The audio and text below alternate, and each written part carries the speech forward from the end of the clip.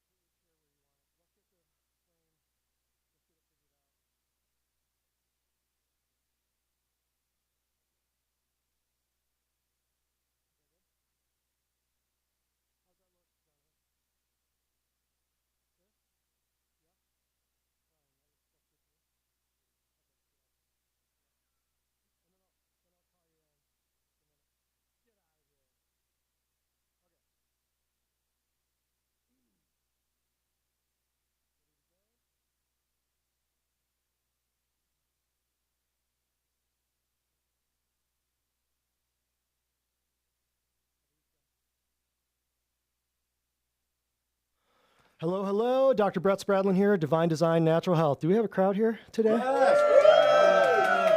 We've got a crowd. Oh, and you know who else is here? I want to call attention to my mom right here. My mom is here. That's my mom right there. That's my mom. That's right. And you can ask her all kinds of questions later on. I'll open her up to you, and you can ask all kinds of questions. Tonight, the beginning class of spring, or quarter one, wellness workshop beginning of the year 2022. And they're already cheering for me. I can't even believe it. Unbelievable. So January 10th, today's kind of our mystery speaker panel discussion. We don't really announce it to people ahead of time. We just say, hey, there are going to be other people here teaching. It's not just me. There are going to be other people here with their experience. Sometimes we've done pregnant and home birthing moms. We've done vegans and vegetarians that are no longer vegan and vegetarian anymore. And those classes really speak to people in a way that just me delivering a bunch of information about the certain topics that we talk about. They do it in a different way. They just get a different crowd. And so that's why we do that. We do this so that it's not just me on a platform. I want to share my platform with other people so they have a voice in the community too. Tonight is called Man with a Plan. And how many of you know what the topic is tonight? It's the role of men in healthcare and what's going on in healthcare and men who are patients here. We'll get to that in a little bit. So that's tonight. In 2 weeks, on January 24th, we're going to be doing what's in those supplements. And I'll show the graphics ahead of time. What's in those supplements? It's the most common question we get. That is something that should go on every person's calendar, whether you're watching at home or whether you're here in person right here. What's in those supplements is the number one question we get, because people start taking real food and all of a sudden they realize this stuff works. They start eating plants and animals and they realize this stuff works. Everybody scooch this way a little bit. Let's absorb the newbies. Let's welcome them into our blob of education. Come on over. All right, so that's January 24th. What's in those supplements? And then February 7th, we heart you. If there are any people that you know that have heart conditions, atrial fib, ventricular fib, whatever it may be, heart conditions, February 7th. We do this every year, and it's one of our biggest classes because what's the number one killer in the United States? Heart disease. Why? Come and find out. It's great. So February 7th, we heart you. And look at this. Isn't that great? I know you probably can't see it from there, but you'll be seeing it in all the social media posts. February 28th, we've got your number. That's going to be a class. That's going to be probably one of the more fun classes we do, because that will be chronicling all of the interesting phone calls we get. Interesting phone calls. Let's just say that. We've got your back. Oh, I'm sorry, we've got your number, not we've got your back. And then on March 14th, the cult of modern death care. Anyone want to guess what that's all about? It's all about what's going on in the world right now and how it got there. And then March 28th is good versus fad. And that we'll be talking about, well, I'll explain what that is farther down the road. However, tonight is Man with a Plan. So without further ado, I would like to welcome Craig and Scott. Come on in. Everybody give them a round of applause. So, I'll let you guys share that. Say hi to Craig and Scott right here. These are two fabulous individuals. They have, Scott, you've been here, how long have you been here? About 2 years now. I think next month is 2 years, actually. Is it coming up on our anniversary? I know. It's coming up How on are we our going to celebrate? anniversary. Well, I might have to take you out for dinner. This sounds good. All right. My goodness. I love it. And Craig, you've been here how long? We've been here going on, it's going to be 2 years in June. Oh, that'll be our anniversary. Yeah. So there's going to be a lot of fighting going on here. There's going to be some jealousy. Mm-hmm. All right. So you guys have been here for a long time. Let me just discuss a few things before we get into the questions that we're going to answer and questions we're going to ask these guys. They've both been here about 2 years. What has happened in the last, well, and this is no coincidence. What's happened in the last 2 years? As you roll your eyes and shake your heads, beyond the genetic modification bioweapon lethal injection that has been foisted upon an unsuspecting public, beyond that, your schools and your churches have been affected by gender fluidity. Does everyone know what I mean when I say that? It's boys are no longer boys, girls are no longer girls, men are no longer men, and if you say anything against that, you're canceled, you're censored, and you're anti-science. That's the world we're living in right now. It seems almost like a cartoon, doesn't it? So this whole gender confusion, attack on genders, what has it done? It's emasculated men for the most part, and we'll talk about some aspects of that. Nothing is pre-planned, by the way. It's just a conversation. It's like a podcast. It's like anything else. We're just going to throw out questions and talk about things. But why did we do this? Why did we do a man class or a class called Man with a Plan? Because everything that's happening in the world, whether it's in the church or in the schools or anything, has to do with a leadership problem. It has to do with the leadership problem and who is supposed to lead things. Man, right? And I'm not trying to catch heat from the women's lib people, but there is a biblical authority and there is a hierarchy of everything in nature, from lions to ants, from man to woman, from Christ to the church, everything. There's an authority thing. And when the authority gets out of whack, everything gets out of whack. If you don't know if you're a boy or a girl, guess what? Your whole life is going to be a shambles. All of it. I don't care what they tell you. So we are going to stand against that, and we are going to preach this because, you know what? I don't see anybody else saying it. Not many. I don't see many, even churches. I don't see many people talking about it. What's happening? It's invading your schools and your churches, and people are just sitting back and doing nothing about it. Well, if you come here and you don't know if you are a male or a female, I will tell you very quickly which one you are. And if you have a problem with that, this probably isn't the office for you. That's all I'm going to say about that. So a few things I want to talk about. Well, we'll just discuss it through some of the questions. I'm sure we'll reach consensus on some of these questions. One thing I do want to say, though, is when we first started out, and pretty much anybody that would say they do something like what we do would say over 90%. Natural health care places, chiropractic offices, over 90% of their patients are female. I mean, anybody. I don't know many offices that would say anything less than that. Probably 90%. That's an aspect that I want to talk about. We'll bring that up. We want to talk about why women, though they have every disease, if any of you have seen my Stress the Death Cascade class where I explain why that is, why women have more arthritis, headaches, diabetes, thyroid problems, digestive problems, sleep problems, weight problems. It's all women, women, women, women, women. Yet the women live longer than the men. I explain that in that class. So we'll hit on that. Another thing I'll say is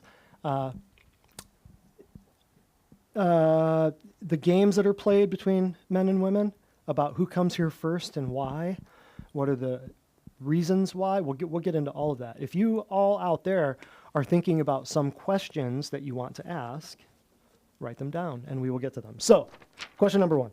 So Craig, let's just start with you. Tell us kind of a brief overview. You've been here about 2 years. Yep. Give us a brief overview of what brought you here. Okay, so what brought me here? my wife and I had just moved to Cleveland, and I had been to many chiropractors pretty much my whole life. I was a big fan of chiropractic, and I didn't just want any, crack your back, crack your neck, send you on your way chiropractor. I wanted someone who was very good. So that was the first thing that brought me here. Did you ever find that person? You were the first, so. You didn't even. Fortunately, I didn't even shop around. I didn't need to shop around. Actually, my wife, I got to thank her because she found you first. Oh, so. yeah. It's always the wife. It was she was looking for the job interview, and so that's how she got affiliated at first. Yeah. But then to learn that you focus much more on chiropractic, that you focused on the nutrition, and I thought, okay, well, I already do pretty well with nutrition, but after hearing about your care package and total services you offered, I knew I needed to jump on board because I was doing okay with health, but I was more managing than I was like at a peak. And I knew there was things I could improve, but maybe I just needed a little bit of guidance into what that was. Like someone almost like maybe like a football coach with like a bigger game book ahead, and like maybe I'm running the wrong plays. I need to start running, plays to the left. Yeah. Because my body's, tacking on the right, so maybe I should go to the left. So. Yeah, that's a good point. Everybody who comes here thinks they eat healthy. I did. I ate mostly healthy, but there was a few things I needed to change. Yeah, and we'll get into quite a few. Yeah, and we'll get into a little bit more of that. Scott, what was it? Give us a brief kind of overview of what led you here. Well, for me, actually, a few people had come here as patients, but it was primarily the website when I was looking for answers to a lot of the problems that I was having. And we moved to Cleveland about 4 years ago. And the primary, I would say, issue that I had, I didn't know it at first, was Lyme's disease and all those symptoms that came out of that. But it also looked like knee problems. It also looked like gum disease. It was the picture of unhealth in a lot of ways. And those aren't even the reasons. Some of those are the reasons, things that got fixed I didn't even come here for, but that's where I was, just to give a good picture. And things that got fixed were, many of the things that got fixed for both of you guys were things that they didn't come here for. They were hurting, but it was a lot less. I think we could walk out of the room and everybody go home right now and go, whoa, we got something out of that. It's absolutely true. And so I had found a practitioner that gave me a little relief. That was a great word you gave me earlier.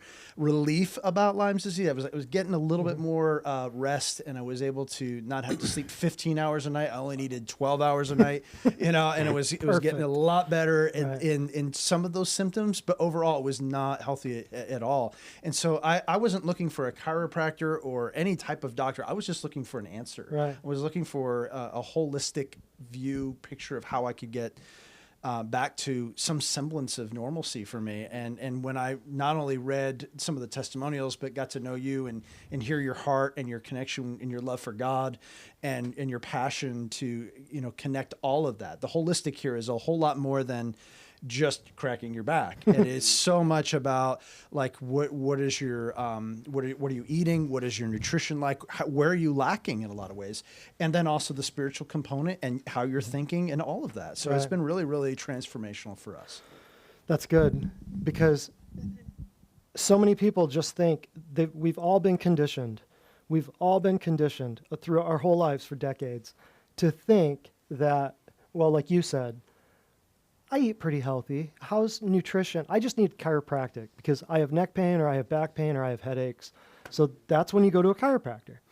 But as you've realized in the last 2 years, if you go to a hospital or you go into a medical office or an emergency room center or a walk-in clinic, you are going to be subjected to some things that you are not going to understand, right? So just because they take your insurance could not really work out well for you. So what they're talking about here is the fact that we know something that a lot of people don't know. And we know it's not just chiropractic that's going to fix your neck pain, back pain, headache. Your headache might be there from 35 years of drinking Diet Coke. And you can adjust that person's neck, back, until Jesus comes home. And that headache ain't going to go away. So are they going to think good things about chiropractic or bad things about chiropractic? bad things about chiropractic because they're going to think I went to the chiropractor to get my neck adjusted and get my headache fixed. But I went for, twice a week for 6 weeks, right? And I still have headaches. What I just explained right there is why so many chiropractors are so ineffective because they don't address what's causing the headache. They think everything is a magic adjustment. So what we do here, it's very important you understand. You are more responsible for your health, and I mean you are more responsible for your health than me. I get minutes with you per day, so we have to reprogram decades of bad thinking and misinformation from even other natural healthcare people. So you were definitely looking for a chiropractor. Craig comes from, this is 2 different lanes on the same highway. You knew chiropractic, and you were looking for a chiropractor. But you did not, you just wanted to get better. Yeah, and I had gone to chiropractors, I should say, and I was going to one locally, but it was exactly that. It was like, my back hurts, they crack you. You didn't even adjust my back the first month I came here. Right. And I didn't appreciate that at the time. I do now. I do now. Because, and I don't. Oh, the truth comes out. Yeah, I mean, I didn't know this. But I also don't need a back cracked every week. Right. I just don't need it anymore. Right. Why? Because you helped me address a lot of those other issues in holistic and ways of eating and also with nutrition. Well, stay on that for a minute. Why, now that you know, you've been here, why is it that I don't adjust people that first month? Well, I'll let you say it rather than me. First of all, they have all kinds of toxins probably built up in their bodies. It's not going to be nearly as effective. They also need to, first of all, cleanse that, get on the right regimens so that those adjustments can really lock in. Be effective. Yeah, be effective. And if they're in pain for 35 years or 10 or 20 or who knows, 2 years, they walk in and they want a magic adjustment for the pain to go away. I am now relegated to a 6 foot tall, walking, talking ibuprofen. That's what I have become if I allow that to happen, right? But I know something they don't know. If I adjust a shoulder that's been flaming up on them for 2 years, if I move that shoulder that's flamed up for 2 years, is it going to cause pain? Yes. Are they going to go home in more pain or less pain? Probably more. Probably more, right? So why don't we take that first 4 weeks, let them change their diet, let's do some supplements, let some of that inflammation go away. They've already been in pain how many years? What's another 4 weeks? Even if I piss him off a little bit, right? Because eventually he'll thank me, right? Only a few times. So that's why we do things very differently here. Why? Because it works. Some people get it, some people don't. Either way, it's okay. So, see, we've educated you to the point where even he can explain why we do that. That makes sense to you. Absolutely. Absolutely. Yeah. So now, let's, very good. What was your understanding, and you can answer in any order, I don't care. What was your understanding of health before you came here? Since we're on this topic, this is perfect segue. Okay, so my understanding of health, brief background into Yes. because my testimony is pretty crazy. So in 2012, I was diagnosed as a healthy 21-year-old. Well, typical, what young men eat, just sodas and chips and Taco Bell and McDonald's and, and the occasional protein smoothie and stuff. I was diagnosed with ulcerative colitis, which is an autoimmune disease of the large intestine. And You were how old at the time? 21. 21 at the time. So I walked into a gastroenterologist and I said, do you think diet has anything to do with this? Because I knew I wasn't eating great. And he looks at me and he looked at me, he's like, what? He looked at me like I had 3 heads. He said, diet has nothing to do with this. And does everyone know what ulcerative colitis is? Explain the ulcerative colitis. Yeah, it's an autoimmune disease that affects the large intestine. So I thought, the large intestine. I'm not in the right place, but I'm not as smart as this doctor. I don't have a degree, so I guess I'll listen to what he says. And he says, you have to be on these pills the rest of your life, and there's no cure. Thanks, all right. Just like that. Lifelong patient, yeah, I already wrote the, Just like that. Yeah, And just I like will that. tell you that I couldn't begin to even estimate how many patients we've had here with Crohn's disease, ulcerative colitis, diverticulitis, diverticulosis. every other digestive disorder who have been told the same thing. That no matter what you do, it's not diet related. You can't change your diet. It's genetic. Take these pills, and we're gonna chop, chop, chop. I couldn't tell you how many. Sounds crazy, but his story is 100% true, and I've got dozens of people that would agree. So Yeah. then what? So continuing on, Makes me sick. so pretty much the rest of the few years, I'm 30 now, so the rest of the years were pretty much remission of symptoms and then flare up, remission, flare up, remission, flare up. And it was just this wild roller coaster. And pretty much in 2017, there was a flare up that was actually before the really bad flare up in 2017. On my own, and this is where I thought I was doing pretty well, I said, well, you know, if this guy's not going to fix my health, these pills aren't doing it, they're just keeping it in remission, let me see if I can reverse this. So I started doing an all-natural organic smoothies, organic vegetables. I cut out processed meats and fast food and soda and stuff like that, and surprise, surprise, my health actually did turn around. That was back in 2015. Wow. But then, you know, old habits die hard, started eating Taco Bell again and stuff. And so in 2017 came along, and then, yeah. And, you know, in life, especially life gets busy and things, I had the worst flare-up of my life, which ended up putting me in the hospital for a total of 72 days in 2017. And it wasn't 72 days straight. It was 72 days on and off. It was 6 weeks straight in the hospital. And unfortunately, they did all they could to help, and by all they could, they put me on every known, you know, drug to calm this thing down, steroid. They even had me on a bowel rest, which I didn't eat for like 10 days, and they had to feed me through a tube. So the tube goes in your arm, through the shoulder and into your heart area, and that actually feeds you. Yeah, Never heard of that. and that actually, yeah, I think that's the way they explained it to me, because they feed it through the vein. It's through the vein. Yeah, so they feed you all There's of a ton your of stuff I've never heard They about. feed you all of your I'm sure your it's true. fats, your lipids, your calories, Wow. through it's a big bag that just hangs on the, you know, Wow. thing, and just drips all day, and that's your 24-hour feeding.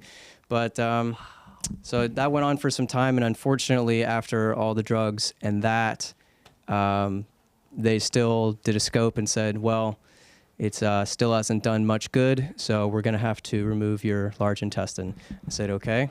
I said, No other options. No other options. I said, what's the good news of this? And they said, well, you'll have to have a plastic bag on the outside for a while. But the good news is that we can do reversal, meaning that even though we remove your large intestine, we'll hook up your small intestine, you know, down, and you'll just have less plumbing, so to speak. And so, you know, that was my life in 2017, but it wasn't such a bad year because I also met my wife that year. And so, you know, and I mean, and so ever since that day, I've had to like really be careful about my diet and like watch it. And so part of what led me here was, again, you know, some flare-ups that would still come back, and you know, thinking I was eating healthy even with all the organic pastas, organic rices, organic burritos, organic. Take note. But just even actually, what's crazy is like I even went to Publix, and they have an organic burrito, and all the ingredients are great, and you flip it over, and one of them is like carrageenan, and you're like, what is that doing in there? It's literally causes inflammation. Yeah. So that's part of my story. That's part of it. When Craig walked in here, I'll just speak from memory. I mean, at the time you were what, 28? Mm-hmm. It's been 2 years. So you went through that whole thing for like 7 years. Yep. So between getting diagnosed with it at 21, and then they took out your plumbing. See how they devalue. I lost it at 25. 25? Or 26, yeah, 26. Okay. So you walked in here when you were 28-ish. Yeah. So when Craig walked in here, I thought he was an old man. He was moving real slow, taking small steps. He was in pain, inflamed, every joint pretty much hurt. Your back, your neck, His color, he was white as a ghost. I'm not exaggerating. Like, I thought, what is up with this kid? Because they get sicker and sicker the younger and younger that they are. If you're not noticing, sickness gets younger every year, you're not awake. So when I saw this, I thought, what could possibly be wrong? Took one look at his file, got his guts cut out. There goes your immune system. No wonder he's not absorbing. Your other stuff was absorption of nutrients. He couldn't absorb anything. Other stuff was fatigue. He was constantly tired, which makes sense. He can't eat food. He can't absorb nutrients, right? They cut his guts out. So at the beginning, I thought, this is going to be good. This is going to be, we're going to get some results with this guy, but what happened to make him this sick? He could barely get on the table, if I remember right. Is there anything I'm leaving out? No, that's pretty much it. Yeah, that's pretty much it. And so something that, we started implementing right away is I started cutting out carbs, and I thought it was at first ridiculous because bread's been around for centuries. Why is bread bad?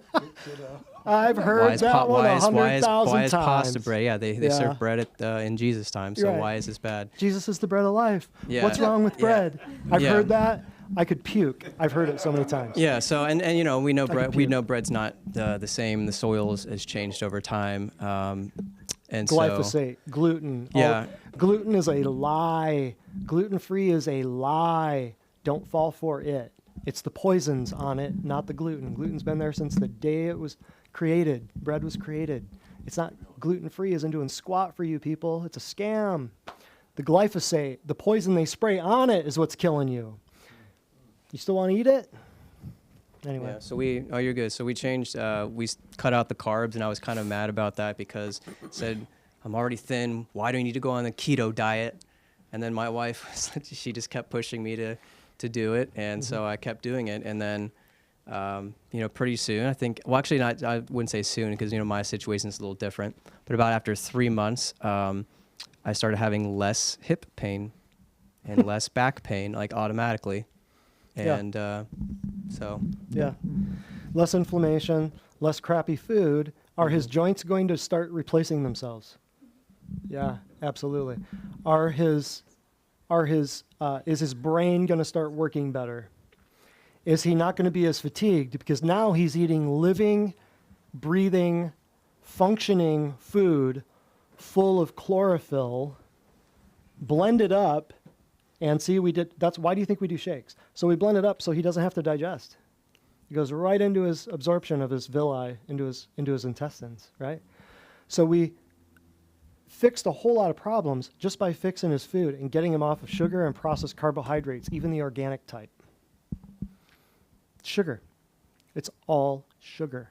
Your noodles, your cakes, your pastas, your bagels, I don't care if they're organic. They're still killing you. So the food thing, even though he came here and said, well, I eat healthy. Now, compared to what you were eating before, compared to what you're eating now, what would you say the difference is? I rarely eat carbs. But what do you eat? Because that's what the question do I I eat? get. If you don't eat carbs, what are you going to eat? Yeah. Tell them everything that's out there. Well, cardboard has a nice taste to it. Just kidding. I hear it. No. Yeah, that's right. So, no, what I eat, what we try to implement every day is a shake, because the first thing, your body's been fasting for, 10, 12 hours a night, depending on how much sleep you get in a night. And so the first thing you put in your body in the morning, it will help determine the rest of the day. And you should be eating breakfast, even if it's a little something. Right. So first thing we usually do is a shake in the morning, some vegetables, maybe a little bit of pineapple, scoop of protein powder, and then do salads. And the salads have to have meat, so we'll do like some nice organic free-range chicken. We'll do some grass-fed beef, not conventional beef. Quinoa. We switched to quinoa, which is great. You can pretty much replace quinoa for anything. Was it a hard switch to make? At first, yeah. At first, I missed carbs. I very much missed carbs, missed bread, missed pasta, because, and there's times like when, you see a food commercial or something, you're like, oh, that Tuscan pasta with sausage looks so good. Like, and then the announcer just like has a deep voice and he brings the spoon and the cheese just melts and just looks so good. But, at times, but I mean, I know it's not worth it. Right. It's not worth another, episode. Right. So what would you say was what was the light bulb moment where you got it? Where you said, "Holy cow, this is working better than anything I've done before." The food, I got it. I got the food. I got the water. I got it. I understand. Man, they cut me. They never told me this. What was the light bulb? The carb thing. I think just hearing carbs, because at first it's this total shock, like, 'cause it's pervasive. It's in everything. Everywhere. Carbs are just like sugar is in everything. You have to read even pasta sauces and things, but cutting out carbs that at first you're cutting out a large part of your diet, because most of our diet, if you look at the food pyramid, the very bottom row, it's like, 1 million servings of whole wheat a day, they want you to have. Mm-hmm. That's why everybody has so- diabetes and cancer and heart disease, by the way. Yeah, so cutting out carbs was when I started seeing the results from cutting out carbs was the big light bulb moment for me, because then when I haven't had any kind of back, neck, hip, any like joint pain. I don't have joint pain anymore. So that was the big light bulb moment, is when I actually got the results, because That was huge. there's a lot of and I'll probably talk about this more tonight, but there's a lot of wolves in sheep's clothing. We talked about that a lot, and people who promise results, and then you buy their program, you buy their supplement, and you don't get it, and you only get frustrated. Mm-hmm. So, especially in the nutritional world, I mean, yeah. everyone wants a magic bullet, Yep. magic pill you just take, and Absolutely. don't have to think about it. Keep living the life you want, and no consequences. Just take this pill. Yeah. And one thing Craig said earlier too, I want to clarify. He said, well, why would I want to eat keto? See, there's so much confusion out there about keto and gluten-free and intermittent fasting and all of these terms, Atkins and Weight Watchers and Jenny Craig. I could go on. I've taught whole classes on all of that crap. We keep it very simple. We don't even call it, it's not keto. It's just eating what your grandparents would have eaten. It's just plants and animals. That's it. It's very simple. We don't have like a label for it. We just get people to stop eating stuff that was created in a laboratory by atheists who want you dead. We just change that. We just get people to eat stuff that God made, stay away from stuff man made. That's it. And that was the simplicity of it.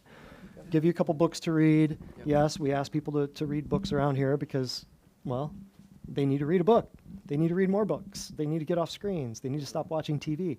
So we have people read books that explain it. Very simple books, very, very, very simple. Everybody in this room has read these books. It's very simple. And then we do a purification program, very simple. So yeah. Very, very easy stuff. Scott, what was your health? How would you compare and contrast your understanding of health? How has it changed as a result of this? The cherry on top was Lyme's disease, or what it looked like. But really what we're talking about is a lifetime of inflammation, a lifetime of asthma, in the hospital, usually once a year, sometimes, at least to the doctor multiple times a year, getting steroids and antibiotics and all kinds of things like that. Like this was routine twice a year, right? At least, sometimes more than that. And not only that, I mean, knee that if I'd gone to some surgeon, they would have said, got to cut, bone on bone. Surgeons got to surge, they see, hey, got to fix it. With a knife. Yep. Probably the other big part of that, 10 to 12 years, I was on antidepressant meds. I forgot about this. And this, I had weaned a little bit as I was coming here, but I was still struggling in a lot of ways. So Right. What has helped me here is having victory with food has helped me to not go down some of those spirals. Mm-hmm. So that's Yeah. been really helpful. Right on. Absolutely. Coming off of the holiday season right now. Yeah. That with Thanksgiving, Christmas, it goes from October 31st to February 14th. Everybody calls it the holidays. That's true. That's true. And probably for me, it was similar to you. Like I loved pizza. Like I couldn't give up pizza, but it's healthy kind, right? I'm getting the healthy pizza, like Organic. Organic pizza. It's organic pizza. It's all good, you know. And I now it's not that it doesn't taste good, but if I eat a slice of pizza, I'm sick for like all night. Like I won't sleep that night, and so I don't even really desire it because I know what it's going to do to me. But so many different aspects. I had teeth problems, amalgam-filled teeth. I mean, all kinds of toxins built up in my body. And really, I think that's been really helpful. The detoxing that I've had here has been a game changer for me. Detoxing as far as the foot spa, sauna, pulse. All that, yeah. The purification program. We have like 5 or 6 different things we do here to detoxify. It's not like you just go sweat. There's other things that your body has to do. I like detoxifying with Rachel in the sauna, my wife. That would be probably. That's good too. That's his top number one. He's told me this. Yes. In attendance this evening. So many different aspects that I couldn't even think of all the problems when I was first here. And some of them came out the first few weeks, you know? And so I look back and I always have conversations with people and they're like, oh, I've got this problem. I'm like, you need to go see Dr. Spradlin. They're like, so I always, all the time, there are things that will come up that I remember. Oh yeah, I had that problem. I don't have it anymore. Right. You know, probably the most exciting thing for me was what I mentioned before.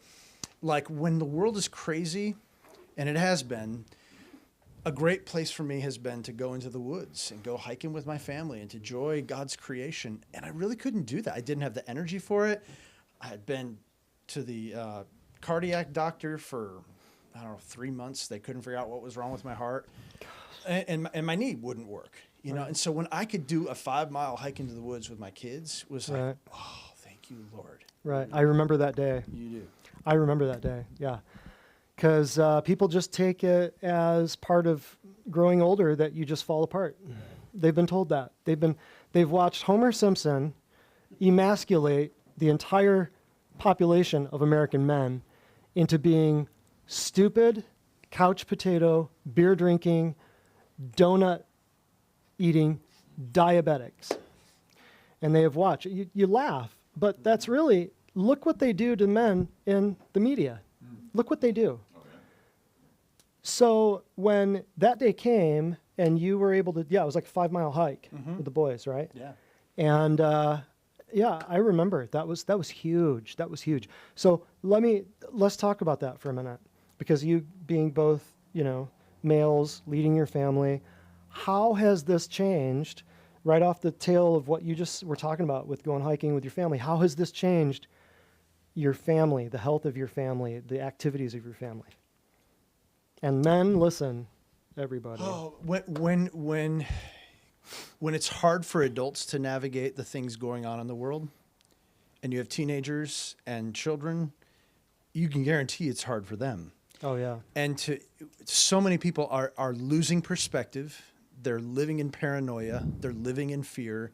And for me to be able to lead them, not obviously leading them spiritually, but to lead them into getting the right perspective and remembering, see all this, God sustains it all. Right. He sits on his throne. Right. He's in control, you know, and to remind my kids that the world keeps moving. Like God's got everything in his hands and we don't need to worry. Right. And everyone else, adults in their lives and teachers even that are lost sense of reality. Complete. That's been so helpful for us. That's what we did. They literally would close down the hiking trails because of COVID early on.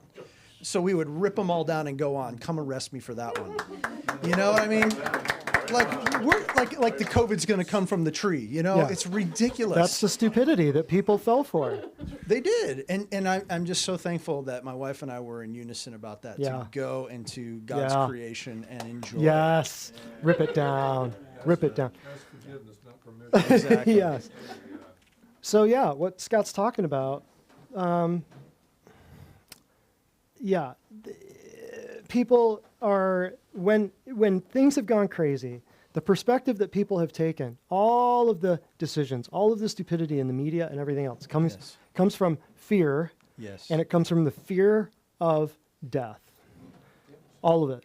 So if people don't know where they're going when they die, they're going to make some really, really poor decisions to try to avoid everything at all costs.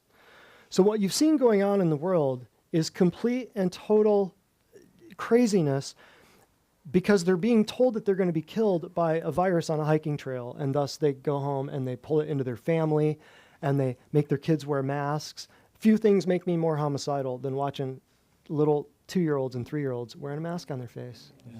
They're growing up with that. They are. It's the man's responsibility in that family to put his foot down on what goes on the TV, what is allowed to come into their house, everything. And mom should have part of that too. But what Scott's talking about is getting people outside and saying, look at what God created. He's not worried. I can assure you. Crap doesn't exist anyway, but that's another story. Yeah, just to stack on top of that, I had an experience this week that I have to tell you about that is hear it. still blowing my mind. I was a pastor for 20 years. I now work as a marriage coach, which is phenomenal. We love it. But I do some guest preaching, and I'd been talking to a local church about filling the pulpit for them really soon. I see where this is going. And we talked about things that they want me to preach on and so forth. This has been in the works for a while.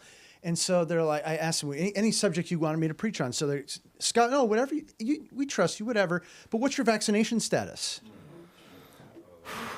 They uninvited me from preaching based on my vaccination status. You knew it. And I said, can I just respond to that? Wow. I said, you trusted me to take the pulpit and say whatever. Right. And you're more concerned about my vaccination status. My friend. Church is in trouble. They are. I said, my friend, we need fear to be aware when there's a problem. But when fear leads the way, you've got a real problem on your hand, and you need to convey that to the elders. Yep. And I'm praying for you guys because you are off base. Wow. So right it is, right in our faces. Yeah. Well, and that being said, well, let's hear from you too about, because you're coming at it from a different.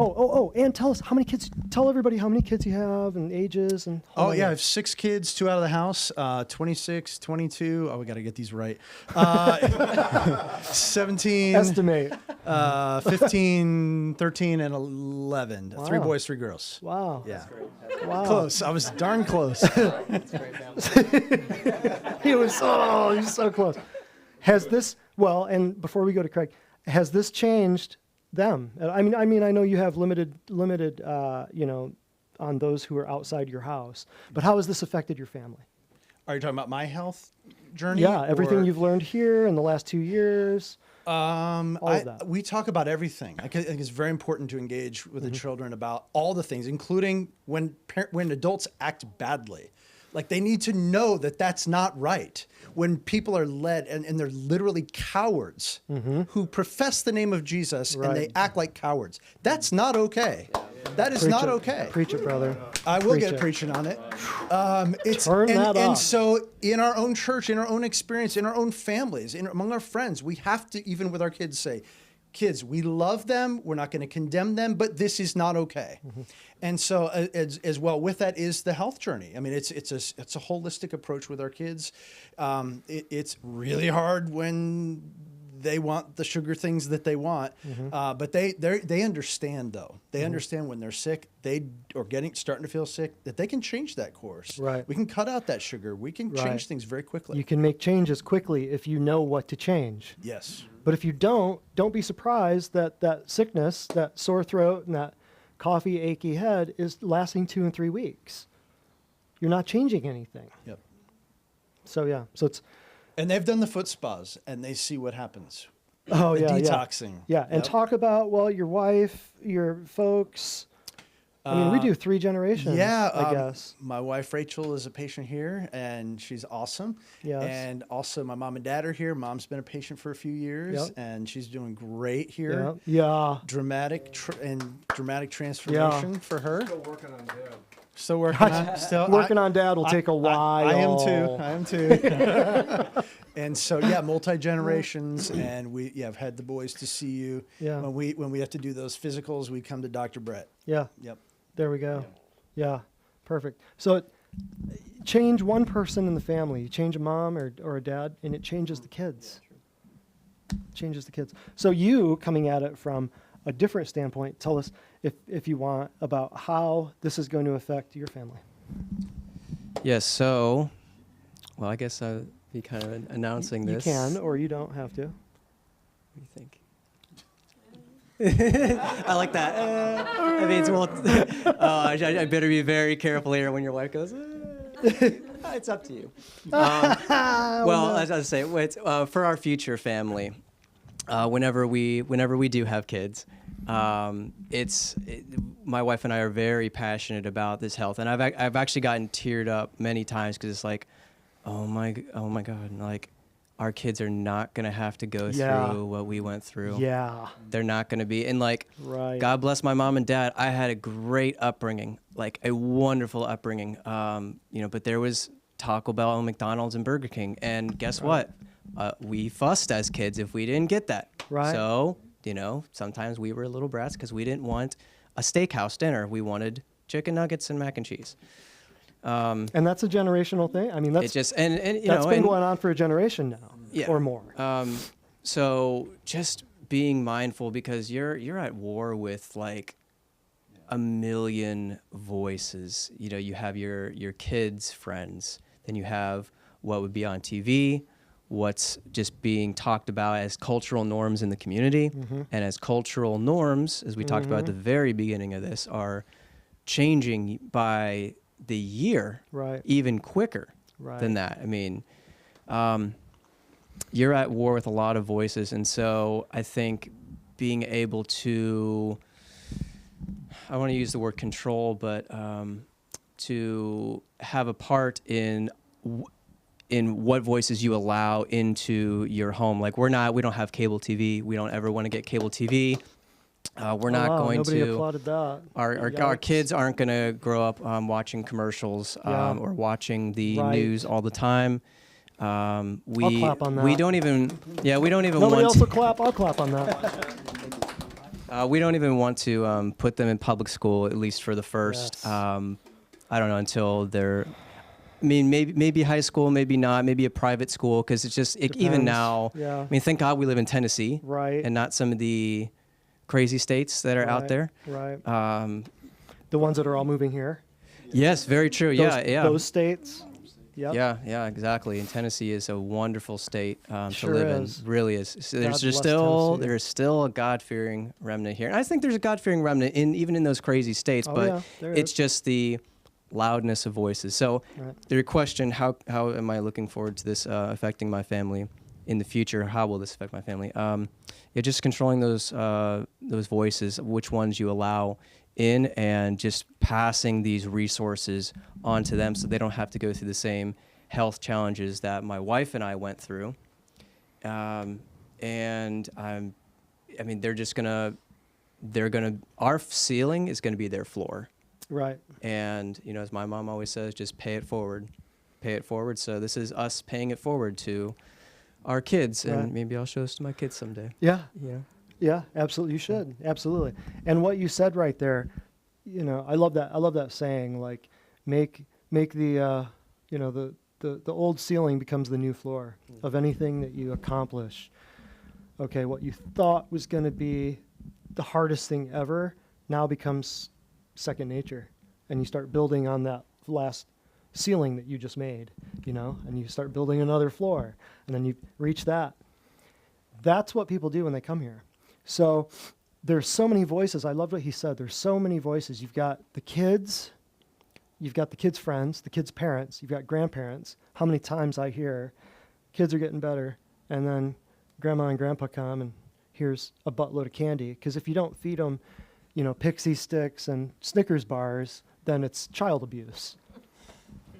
So then that turns mom and dad against granny and grandpa, and then you've got the Hatfields and McCoys at the dinner table because nobody can, decide how we're going to poison the kids. It's just lunacy. It's complete and total lunacy. And that's America. But it's been indoctrinated into you through the media. It's been indoctrinated through the cable TV, through the commercials, through everything for so long. The crappy I grew up watching commercials, watching cartoons on Saturday morning. I shudder to think how many commercials I watched during that time. But it's such a generational thing, and it's so embedded. Take a kid who's never had sugar and take a kid who's just eaten vegetables, and you will see a marked difference. So getting that 12-year-old or that 16-year-old to stop their sugar problem, good luck. Good luck with that. Getting the 2-year-old to stop it, oh, so much easier. So that being said, there are a lot of voices. So you can decide which voices you're going to listen to. On that note, perfect segue here, what is the health status of, speaking of males, because this is Man with a Plan, what's the health status of males in your circle? So we're going to talk about, like, what voices are they hearing? Yeah, I speak to a lot of couples and obviously men and all across the country as part of what we do. And I would say a huge percentage of them, life gets hard. Yep. There's pain in their body. There's pain in their life. There's pain in their relationships. There's pain with their kids. There's pain in the world. And it's like they become very passive. Couple that with the voices of our culture, which are, if you are a godly man, if you are, or even just a good man, you need to just kind of shut up and get out of the way because you're stupid anyways, especially if you're a white guy. You're just the biggest problem. You're the, and that's what our generations, or younger generations, are being taught, that the problem in the world is us. Right.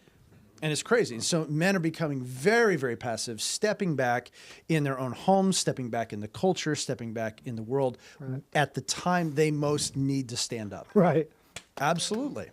Right. Absolutely. And so that's what I'm passionate about, is I love helping men to step up, get out of the pits of despair and depression, and lead their families the way God's called them to. Because when they get in alignment with God, what God has called them to, with their health, with everything, everything changes. And there's a sweet harmony there with the way God has designed us to live and lead. Right. And that will then influence the dynamics of their family, their marriage, their life, their wife, their work, their social life. Yes. All of it. Because when they're in pain, what they do is, oh, here, I'm going to pacify my kids. Here's some sugar. Right. It's even worse when they get divorced, because when they're divorced, they're vying for their kids' attention by giving them more sugar. Correct.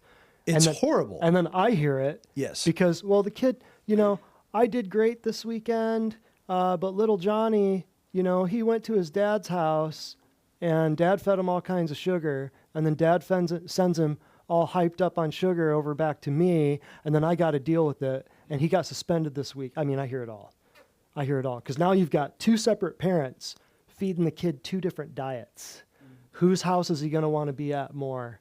The sugar house or the fruits and veggies and the animals and plants house? I wonder. Can that be used as a tool to separate a family? Sure. I see it every day. Every day. Health circles, men in your circles, what's their health like? Yeah, I got off a little subject there, oh, that's so fine. I'm sorry. That's fine. Yeah, I'd say most of them are resigned to the cards they're dealt.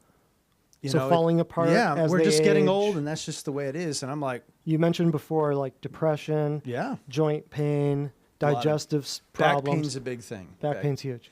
And I hear it all the time from friends that are like, I guess I'm just putting off this back surgery I need. I need this knee surgery. And I'm like, you need to go to my mad scientist doctor who's going to help you really quick. Yes. And they're like, they a lot of times they're like, they're just too good to be true. I'm like, look at me. I'll jump up and down for you right now. That was not possible 2 years ago. Yeah, we need to get Scott a Divine Design shirt so that he can just wear this around. Yeah.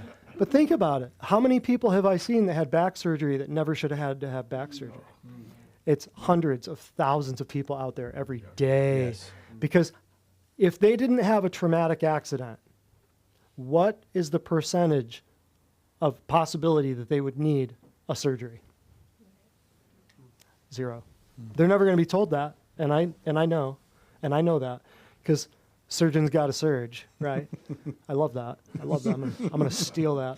Please. So males are falling apart, right? They're supposed to lead aspects of society that they're not leading now. So is society falling apart as a result of males falling apart? Let me ask you this. Have males been targeted? Yes. By, let's say, the poisons in the food, poisons in the air, poisons in the water, maybe poisons in the medications? Have males been targeted by vaccines? Yes. It's a plan. And if you don't understand that plan, by now, 2 years into this nonsense, I don't know what it'll take to wake you up. So this has been going on now, though, for 80, 90, 100 years.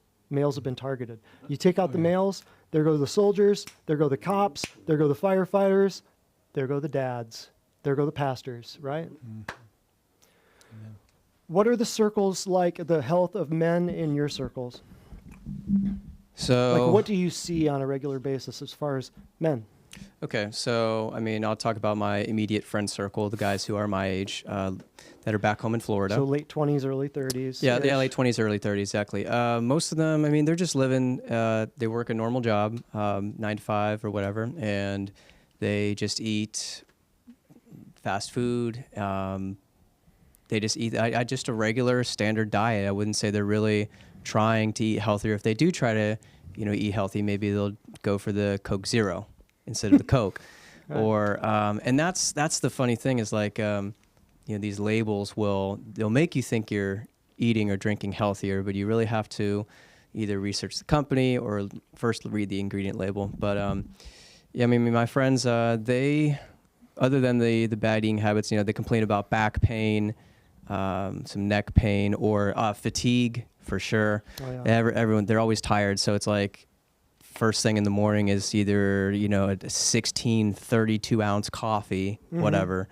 From Speedway Yeah, right, exactly. With the refillable cup. with the refillable cup. Yeah, one for at the end of the day. So it's like, 79 oh god, I need coffee to wake up, and then they go home. It's like I need coffee to sleep, and what? Right, right. Um, So this is the typical. So this is pretty common, and we all know. Yeah, we all know people like this, right?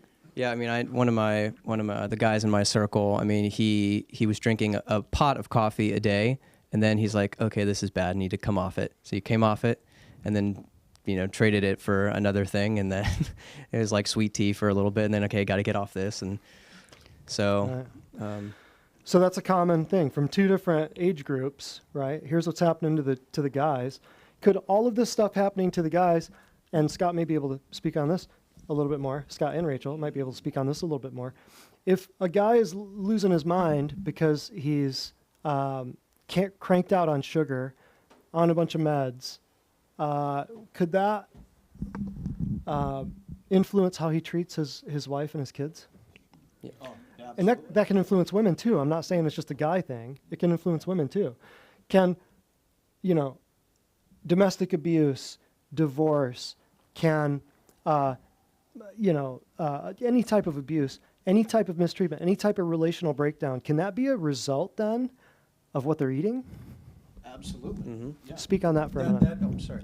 Yeah, that's actually a lot of what we do. We God gave us the verse to love the Lord your God with your heart, soul, mind, and strength as the key verse to launch what we do.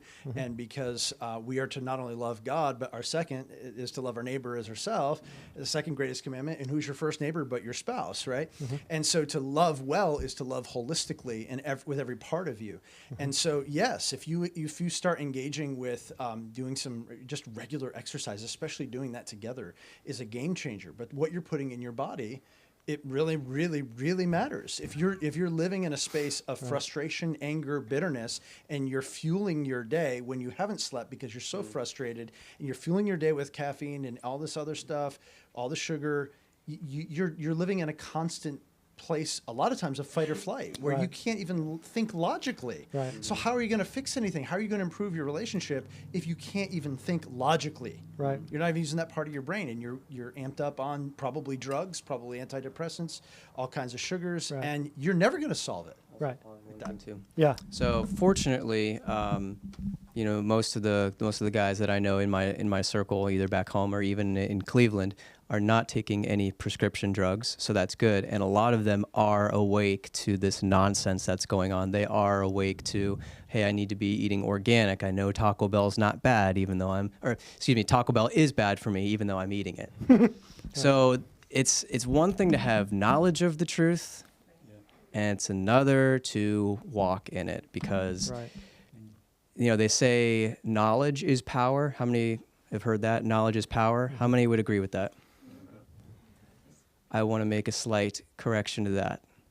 It's not knowledge is power, and you'll agree with this. Applied knowledge is power. Because if you want a great great resources. Come here on Monday nights and, listen to this guy talk. He'll blow your head up and then fix it back together and adjust your back in the whole process too. That's what we do. So, yes, it's applied you knowledge have is to power. walk in the applied knowledge. Right. But my friend, I'd say the men in my circle, even if they have the knowledge, they're only using it very limited, and they're not really jumping in it because it's just so easy. It's just so convenient to get. Right. I speak a lot on nutrition, and so that's my big thing. And think about this too. This is food for thought. The convenience, though, they're always going to sell you destruction in a package of convenience. It's always going to be easy. As long as they're telling you peace and safety, safe and effective, safe and effective. You have to look at what's going on in the destruction of our society, and you have to see the drugs, the foods, the airs, the waters, the chemicals, the cosmetics, the medications. It's all by design. It's all by design, and it's been designed for profit. So if people are playing into that and their family's falling apart, or if people are playing into that and they're throwing a bunch of money at Taco Bell, they're falling for the lie. And they're just believing that, oh, this is more convenient. Not really. No. What's more convenient? Is it more convenient to be in control of your life, in control of your marriage, in control of your finances? Or is it better to be standing in line at Walgreens, seeing 4 specialists and spending 3.5 hours driving to Vanderbilt twice a week? Right? They fell for the lie, right? So in these two different situations, you're seeing, that's, and I think everybody in here would say, yeah, that's, most of the guys I hang out with would probably think the same thing, right? I think there's food too as an addiction. Food is an addiction. Oh, yeah. They designed food to be an addiction. All the food scientists, scientifically, look up the bliss point, look up, for Dr. Pepper, look up what Chick-fil-A does, look at what McDonald's does. They designed, look at what Kellogg's, Post, General Chick-fil-A Mills. is not the Lord's food. No, Hate not to at break all. it to you. If you look at the ingredients, Yeah. not the Lord's food. So they have say it. designed the drugs, the foods, the cosmetics, all of it they have designed to trick your body. It's deception. It's pharmakia. It's complete and total witchcraft. It's the exact same thing. You gripe about people being on drugs, you need to get off them too. You're on just as many as they are. You just don't know it. You're just eating them rather than swallowing them. Same thing. So knowing that now, knowing how guys are, compare and contrast, what's a man's understanding of health, Scott, compared to a woman's understanding of health? And you're going to take this from a very unique angle just because of what you do. And then why would man's idea of health be different than a woman's idea of health? Well, answer the what's man's and woman's idea of health, and then we'll do that together, and then let's all answer. Yeah, on I got to be why careful. that My would wife be. is here. I know. I know. So Oh, yeah, I wanted to put you on the spot. You're right. For men, they still have a semblance of wanting to have manhood. That's to walk in that. And so a lot of times it looks like, well, I'm hurting, but I'll just take an Excedrin, and I don't have time for that mamby-pamby, doctor doting over me type of thing. I'm a man. I don't need to worry about that type of thing. And even if they're hurting, their body's falling apart, their plumbing doesn't work, their mind doesn't work, they have all kinds of stomach issues. I was on proton pump inhibitors for 15, 20 years, by the way. Oh, haven't yeah. used those in years now. Oh, yeah. 2 years Oh, plus. yeah, that's another thing. Add that to his resume. All this stuff. Yeah. And so it was kind of like, I'm okay going to the drugstore, pop a few things, but I don't want to go to a doctor or to dive into any of this because then maybe they'll hold me accountable. I don't know. A lot of different reasons why they don't want to do that. Right. Women maybe are a little less proud, I think. Maybe Yeah, they're- absolutely. they're like, okay, this isn't working. Things are not the way they should be. I want some answers, and I'm okay with going to get that help. Absolutely. Absolutely. Craig, what do you think? Or Yeah, very good. I from your think, angle? yeah, tagging off what he said, women are less proud. I would say women also are very relational. So there's a reason y'all go to the bathroom in pairs. I've never understood that. I don't think we'll ever understand that. No, no, you did. I didn't. Are you sure you want me to go with you? Yeah. No, no offense right there. But to that credit, women are very relational. I mean, you girls are like awesome in that, and so I think especially today's day and age, women's events at churches are probably much easier to just intermingle and like y'all know each other and like where your kids grew up by the end of the thing. Men are still, I think we're tribal in a sense. We're very, not all of us are alpha males, but we do have that. We're more independent maybe, and so we're less likely to, want that help because somehow that either will make us weak or we just want to, figure out the answers for ourselves. There's satisfaction in that. Mm-hmm. Yeah. So I'll play this game with you guys. I know that you've heard this in class before. Who gets headaches more, male or females, men or women? I would guess females, but from my experience, I had them a lot more. Who gets diabetes I had more, migraines too, men or women? Who gets diabetes more, men or women? Men. Women. How about thyroid problems, men or women? Oh, women. How about headaches, men or women? How about digestive disorders, men or women? How about chronic fatigue, men or women? Women. How about depression, men or women? How about all of the neurological stuff like multiple sclerosis and Lyme's disease, men or women? Answer to all of those is women. Now, who lives longer, men or women? Women. Now, get this. I know I've explained this in a lot of classes, but this is so important. Women have all the diseases, the prevalence, the ubiquitousness, the longevity, all of it. They have all of those things I just mentioned. Women experience longer and more frequently. So why would women, by your own admission, live longer? Which means, who dies first? Let's talk about that. Why would men die first? And you mentioned it a little bit. Me this. I'll take it back. You mentioned it. Men are more prideful. Women do go through childbirth, breastfeeding, menstruation. Existential question, all right? that stuff. Why do men die first? Like Yeah. this is an existential question. It is an existential question, sort of, but it's very simple physiologically. But see, your doctors aren't going to tell you this. None of your doctors are going to explain this to you. Wow. And it's so simple. It's a basic premise of life on Earth. And it's so simple. But women go through menstruation and breastfeeding and having babies. Men, they go through John Deere's and Fords and Harleys. See? They don't think the way that a woman thinks, and they're not supposed to. Women aren't supposed to think like, that's why what's going on in our society, how we opened this up, the gender fluidity and the confusion that's going on, that's why it's so detrimental. There are roles for men and there are roles for women. When you screw them up, you will pay the price. If your birth certificate and the thing dangling between your legs tells you you're a dude, you're a dude. Well, what about hermaphrodite? You're talking about 0.00001% of the population. You're talking about stuff that was caused by the chemicals in the food, the air, the water, the cosmetics, the cleaning supply. Don't argue that with me. Don't argue that with me. For God made them male and female. Period. End of story. Drop the mic, walk off stage. We're not even entertaining that idea here.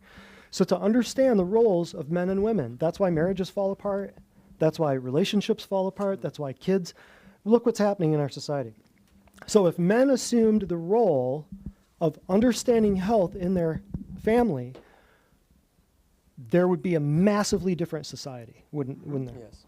If we attacked health the way that we attacked sports, wouldn't that be interesting?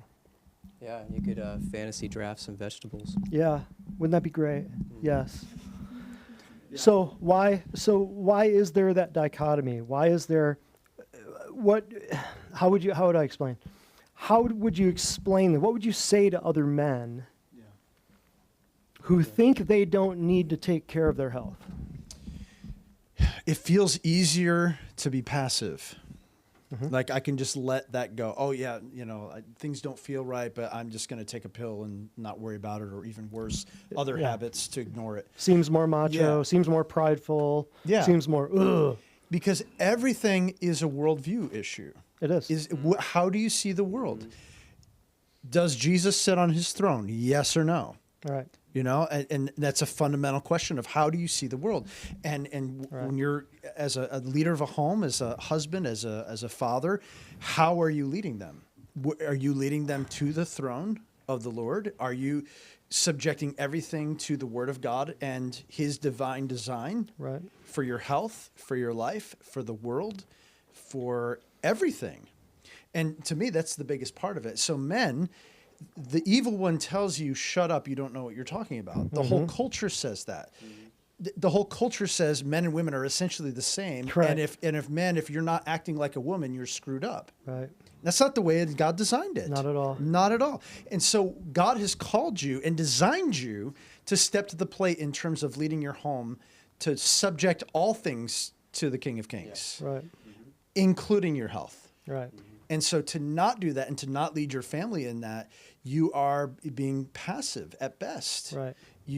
At worst, you are intentionally not being obedient. Right.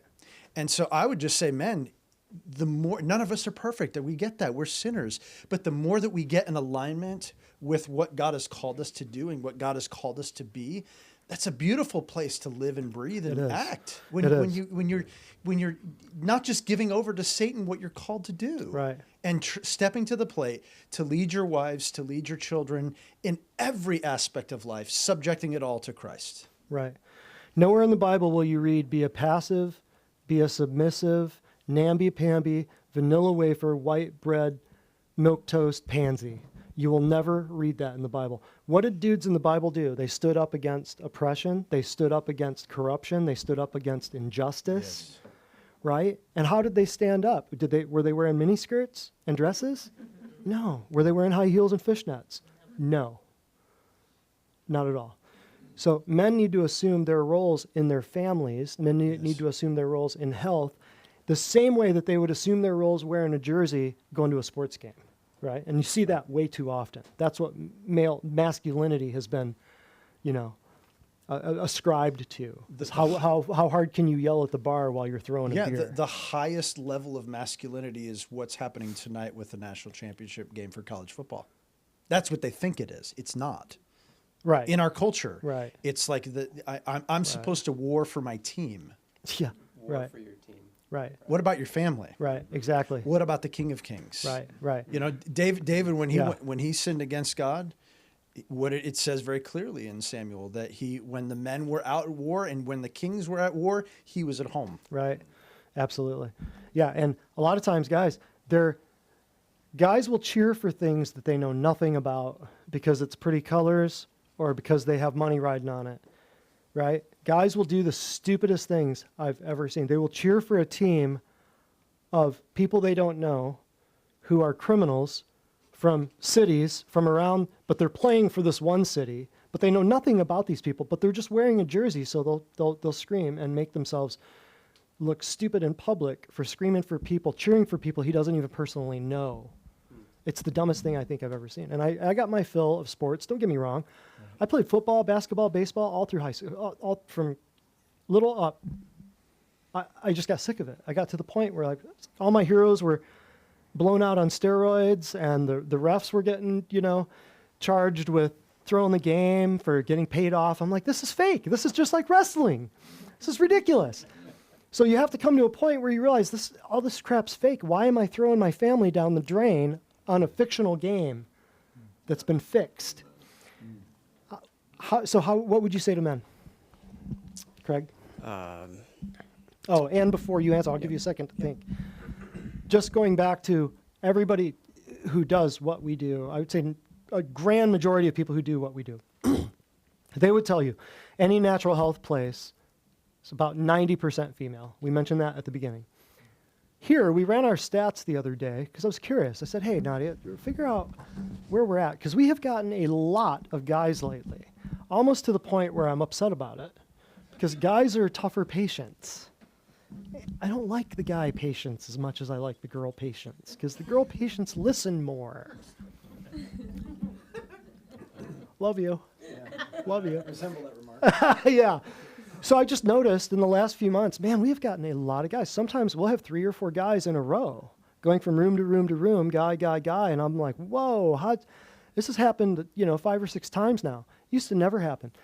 We ran our stats. Guess what our stats are? We're 70-30 now.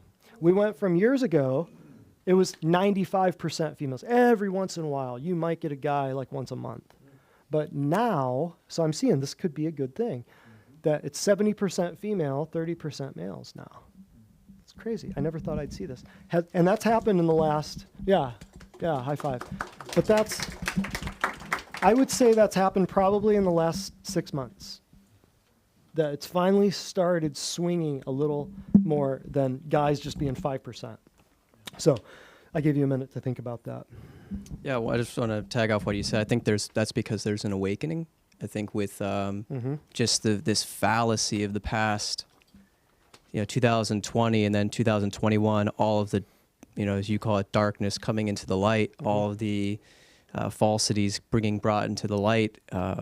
Americans, I think, are waking up, and even those who have gotten the jab are like, oh crap, maybe I shouldn't have gotten this. And if you did get it, plead the blood of Jesus over it, because it's stronger than any jab. We've all made our mistakes, and none of us are perfect. I mean, I wouldn't have done half the things I did, younger, if I knew it was going to be like this someday. But God has a plan, and He'll work everything out. Right. But what was your question specifically? Men, as far as men go, what would you say to them? If they think they're perfectly healthy, they don't need to take care of their health, none of this matters, I'll just go take my blood pressure meds and eat my Fazoli's or whatever. You're a ticking time bomb, dude. Yeah. That's the first thing I'd say. Totally. Just because, it's just so wide, and just wide is the path of destruction to your health. It's just so easy. I mean, Walmart has maybe like 26 aisles. Publix has 16 aisles, and 90% of the things that are in there are bad for you. Or more. Or more. So when you stack that up versus what is culturally acceptable, it's hard.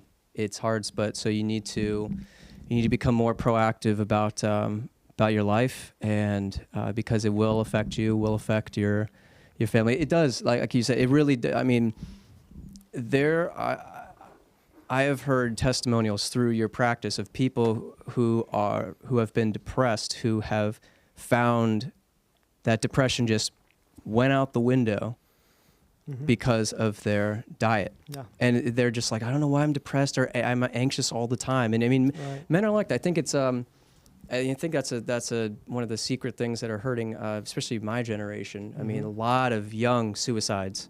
And I think if you're even, if there's anyone listening to this and you're struggling with suicide, I would say that not to minimize anything that you've been through, but a lot of it could be diet, because if you do change your diet, because it's not just food that you're eating. There's chemicals in the food, and when you inject chemicals either through your mouth, or through your body, those chemicals are going to have an effect on your brain and your whole lymphatic system, every single part of you, and it'll clog your judgment.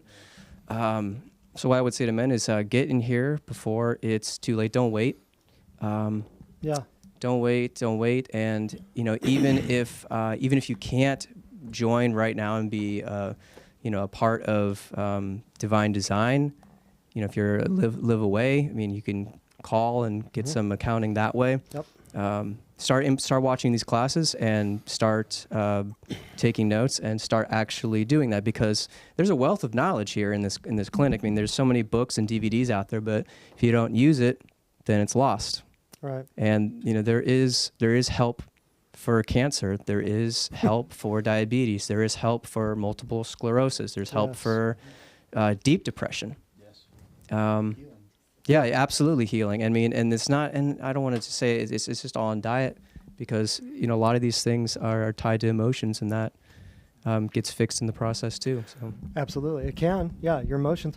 If just a quick review, if no one's ever heard us say this before, there are only 3 things, I won't draw it out right now, that can destroy a human body or that can make you sick: structural problems like a car accident, a gunshot wound, something like that. You trip, you fall, you break an ankle. Structural, chemical, and emotional. So some things can come from an emotional standpoint. You got abandoned as a baby, somebody left you, somebody, death in the family, something like that. Emotions happen. Emotional traumas happen. Structural traumas happen. And I draw out a little triangle on the board and show you how these are all connected.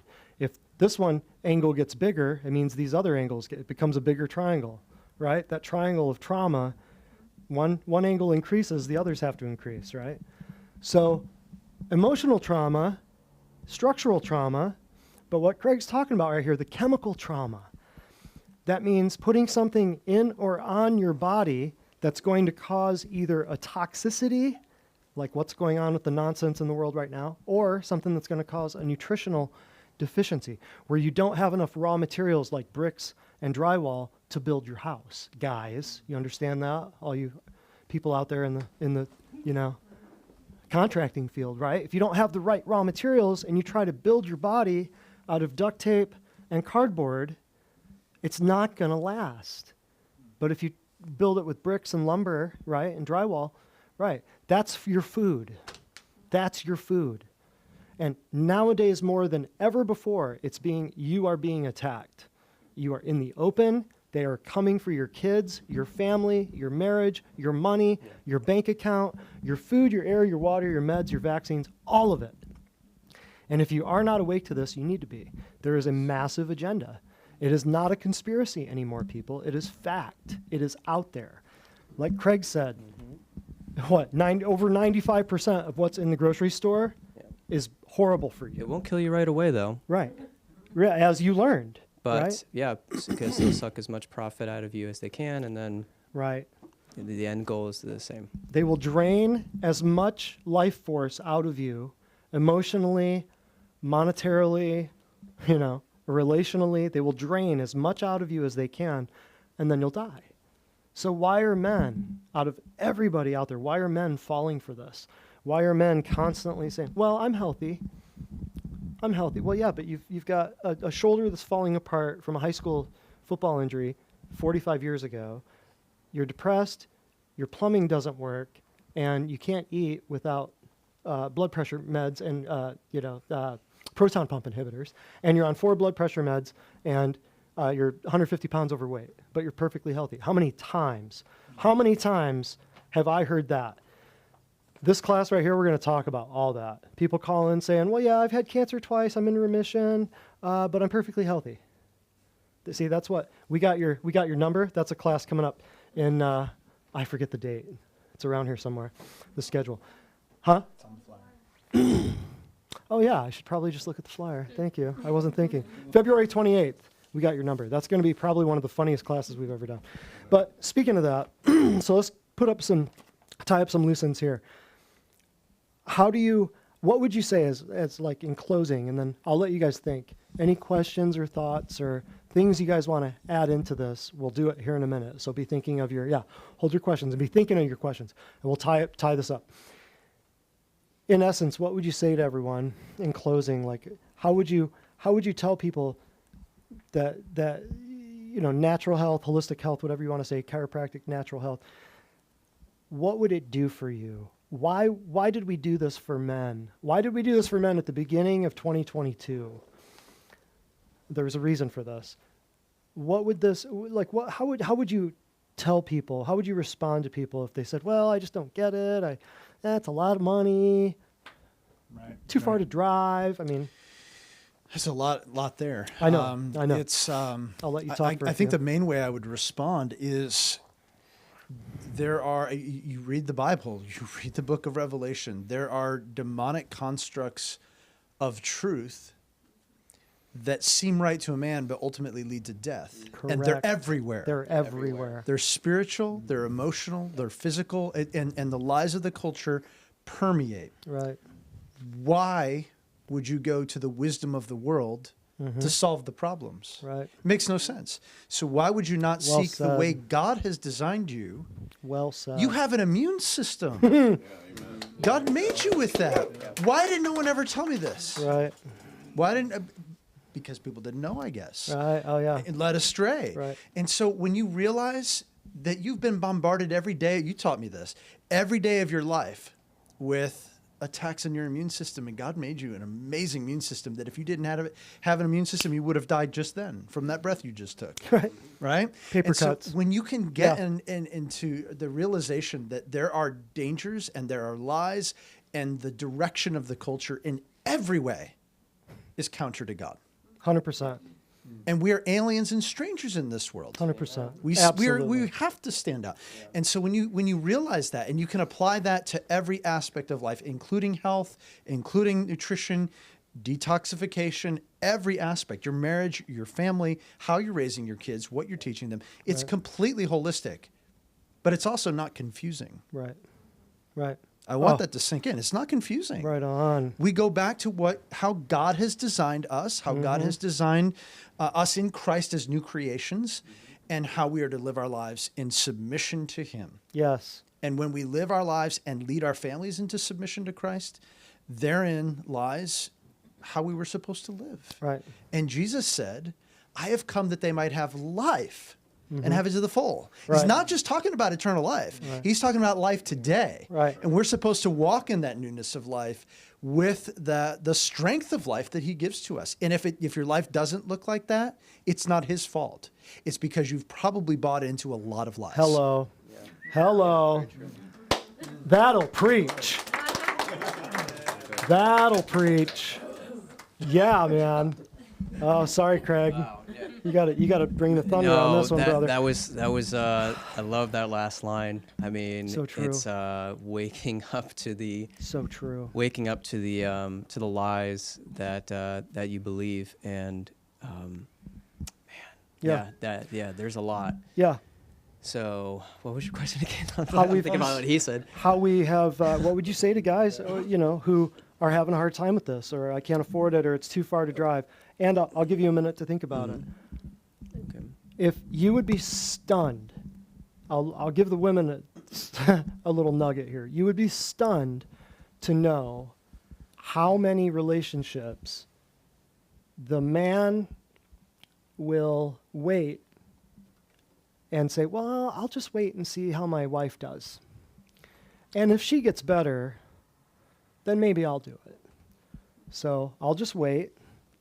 If she gets better, maybe I'll do it. You see how namby-pamby, white bread, pansy waist, you see how that is? Just that speech right there, that sentence right there makes me want to puke. Because what they're saying, basically, what they're saying is, I like my money. That's what they're saying. Because they're going to pay for her to do it, right? But I hear this all the time, and it's always the same. Because what they do is they'll play games with the credit card. A lot of guys, not all the time.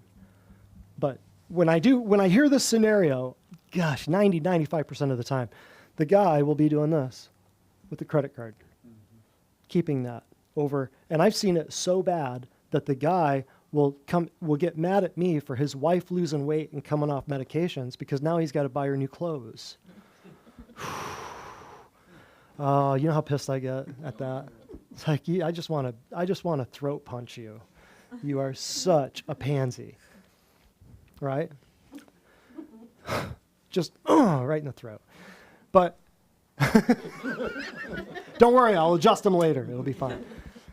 But the money thing comes down so often, it becomes the guy's big worry is money. But he's got a, $85,000 truck in the parking lot, right? And to get his health back, it might cost him a few grand. So that being said, that reminded me some of the stuff. I'm going to have to rewind this too and watch. That is because men think that caring for their family and wife is bringing home the bacon and that's it. That's not what women need, by the way. Right. They need to lead their homes. Right. Right. That's what they need, and that's what they want. That's Right. what the women want, and that's what the men need to do. They want, women need security. That's good. Yeah. And admiration, and they want somebody to lead and protect. Yeah. there's the relational thing again. You know, they're Yeah. very nurturing, caring, and you know that's what one of their strengths are. And then men are just like, it's okay, honey, psh, you'll get over it. And it's like Right. man, I did good. You know, whereas like if you know the wife does that sometimes, like you're like, yeah, okay, that's all I needed. Yeah. And don't let this be said that we're being some kind of misogynist or anything like that. Yeah, absolutely. There are Yeah, rules. this Christ is the head of the church, right? Husband is the head of the wife, and that is the structure. That is the structure that God designed. And it's not, we each have roles. Women and men each have roles. Husband and wife each have roles. When you mess up those roles, things can get screwy. Yeah. Yeah, I mean, you can touch in that role every now and then to bring support, but Right.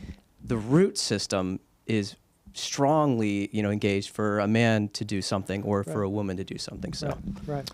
So don't think that we're hating women. Not at all. You know, we're all I mean, yeah, married. if you got to, I mean, I know some of these classes can be really intense. Probably some of these viewers are like, nope, I'm out of here. Yep. That's You know, fine. who's this guy I think he is? But really, if you do talk to us or Dr. Brett or any of us sitting in this room, you know, we're very normal people, and we have Usually. we have a love for our community. We have a love for ourselves, a love for God. And you know, even if you're not a Christian, I mean, a lot of viewpoints tonight are you know Christian based, but even if you're not a Christian, like health is one of the greatest gifts you could give somebody. If you give somebody $1 million or full and complete health, what would you give them? All right. Health. Yeah, health every day. That's what you do. You can't spend $1 million Yeah. if you're sick or dead. Yep. Oops, I'm dropping my. Yeah, absolutely. So your question earlier was, There we go. you know, what would I say to men? That would be, well, Or just any type of summary. yeah. I would say just to make it happen. I mean, you know, men, we can make it happen. All right. You know, hold my coffee. I'll go fix it myself. I'll MacGyver this. So Right. you can MacGyver either your finances or you can MacGyver, you know, whatever you need to get in here and get your health back together. Mm-hmm. And even if it's just, so, you know, one thing that we, you know, totally changed my mindset is like, you know, and you hear this all the time, like, oh, you have to have health insurance. It's like, oh God, what am I going to do if, you know, this happens or this happens, you know, we can't afford a visit to the emergency room or, that's like insurance for being afraid. Mm-hmm. So it's like, Right. it's the, oh God, something might happen to me, so I have to carry this insurance even though I never use it and I'm paying $10,000 a year for it. Mm-hmm. That's 10 grand a year. What if you saved, you know, that 10 grand a year and put it towards supplements, put it towards food? Because this is my big thing when I'm going Yeah. to teach my kids and trying to teach my friends is that if you, for every dollar that you would spend on yourself towards health, that is like $10, $20 saved that you would spend in the medical industry, because Exactly. even probably more because it never ends. Right. Yeah. Exactly. That is such a poignant. Why would you not put money into your health first, rather than paying Blue Cross Blue Shield to have a penthouse in Manhattan? On Because it's not cool. because it's but then you could take this a whole, and we've done a whole other mystery speaker panel discussion class with two families called "What's Your Life Worth," where we talked about the insurance thing and we answered all those questions.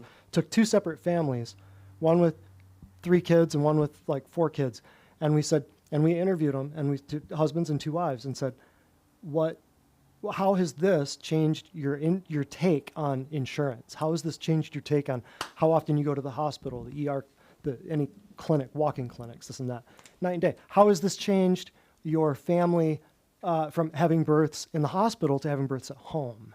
How much money has that saved you? It'll blow your mind. Blow your mind. So check that one out. But what you're saying about put your money in your health rather than in your premiums, because your premiums are only going to give you access to stuff you don't want in the first place, drugs and surgery, and you're not going to use it, right? If you're young and healthy. So that's wonderful. Couple of good points. Now, anything in closing that you guys want to say? Let's take a couple questions. Think about it, and then we're closing up. You had a question or a comment, Deanna? And this is Deanna. This is Craig's wife here.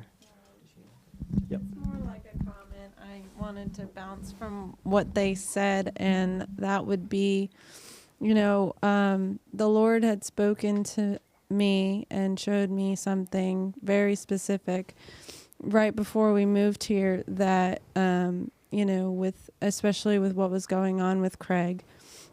And it was the question, like, I'm not sure that God wants, I know that it's not doubting God that he can heal us and everything. And I feel like we have relied so much on God trying to heal us, supernaturally in such a way. And I started questioning, maybe God really wants us to ask how does he want us to be healed?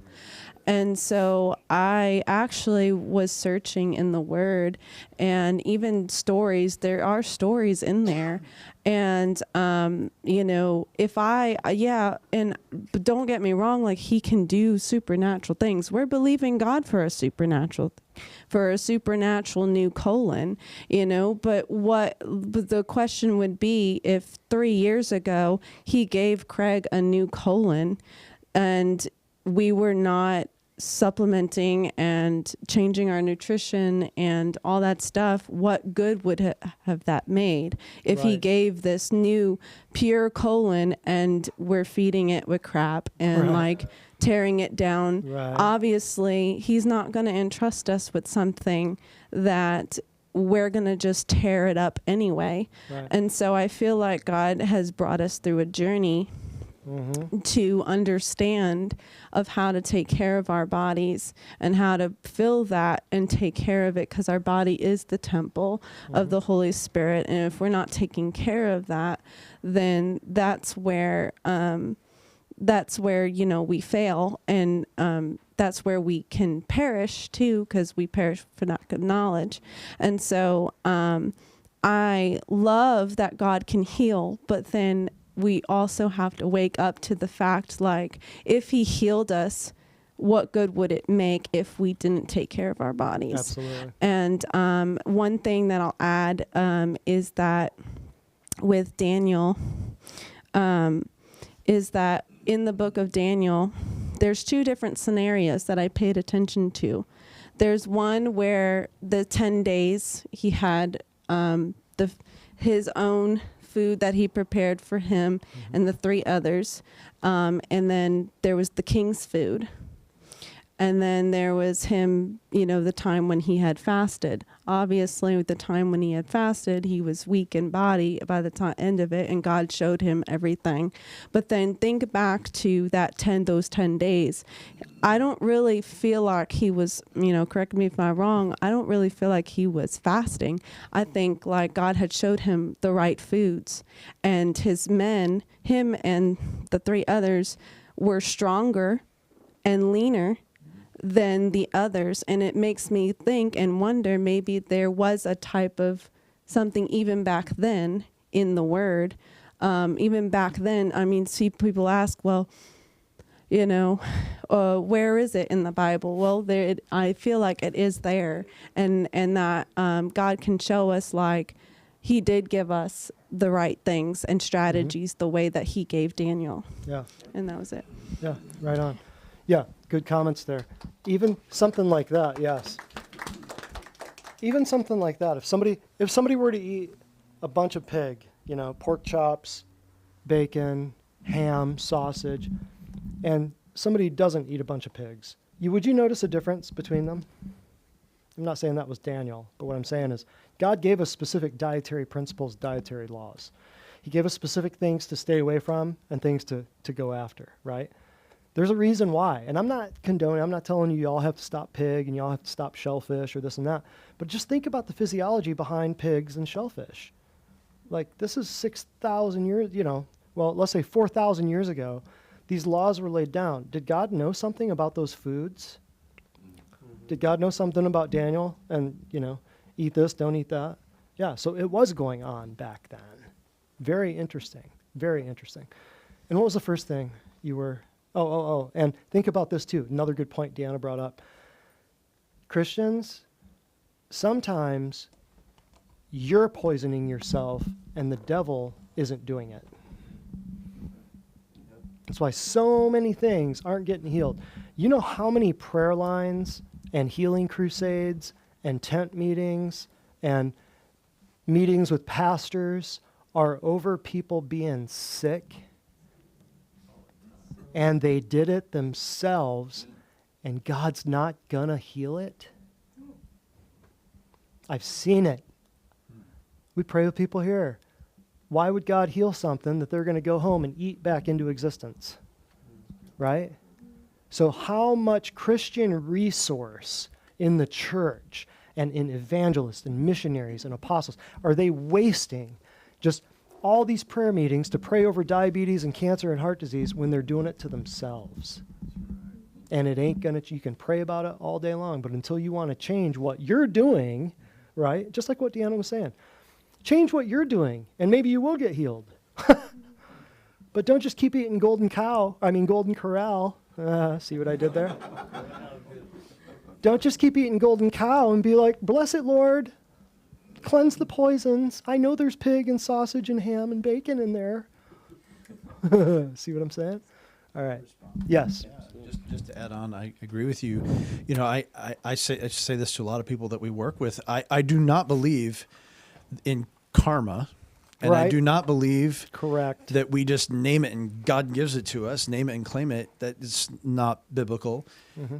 But I do know that our Father is good, and He wants to give us good things. Mm-hmm. Perhaps, and I'm not God, but perhaps sometimes He doesn't give us good things when we walk in disobedience. Why would He bless us? Why would He? If we're in disobedience? Right. Because He's a good Father. And so that could be applied in a lot of different ways. It could apply to your marriage. It could apply to your life, your kids not standing up and leading. It absolutely can apply to your health too. Because as you were saying, like, why would God heal if you know what you should do and you're not doing it? Right. Yep, totally. Good point. Yes. Pass that back for me. Yes, sir. You said something earlier about, why don't more people do this? And I think that most people don't know who to go to.